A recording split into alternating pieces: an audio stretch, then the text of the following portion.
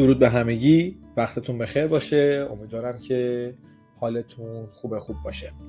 بریم امروز ما هم دیگه روخونی درس شماره 3 رو شروع بکنیم. قبل از اینکه شروع بکنم به خوندن، بازم میگم هدف از ضبط این سری از ویدیوها این هستش که زبان آموزای خودم در درجه اول همیشه دسترسی به روخونی این متن‌ها داشته باشن و قبل از اینکه ما درس‌ها رو بهشون برسیم اینا رو بتونن بخونن و با چندین بار گوش کردن با تلفظ کلمات آشنا شن و در کنار اون میتونن به دوستانی که به صورت خودآموز میخوان این زبان رو یاد بگیرن با این کار کمکی کرده باشن که نحوه صحیح کلمات رو بلد باشن و اینکه بدونن که هر متن رو چجوری باید به نحوه صحیح خوندش.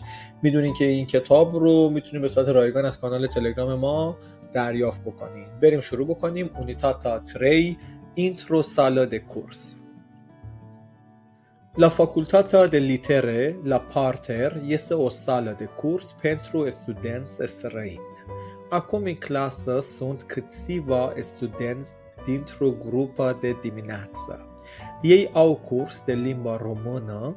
Cu ei în clasă este o doamnă profesoară. Ea este la catedră. Ce lucruri sunt în clasă?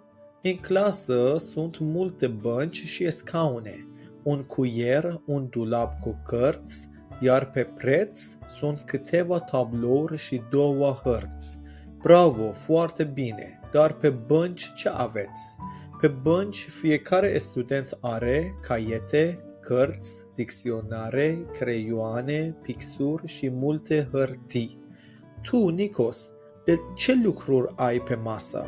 Eu am puține lucruri. Un caiet, o carte de limba română pentru studenți străini, un telefon și un laptop.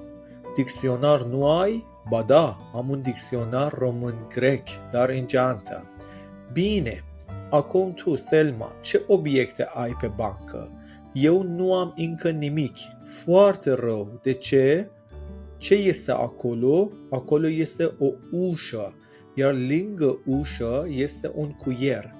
Dar lângă fereastră ce este? Este o tablă și pe tablă sunt multe cuvinte în limba română. Bravo! Pentru mâine aveți temă un exercițiu de limba română. Acum este pauză, mulți studenți sunt încă în bănci, câțiva sunt pe hol la o țigară, Lihui este la tablă, iar Nicos și Selma sunt la fast food. La catedră nu mai este nimeni.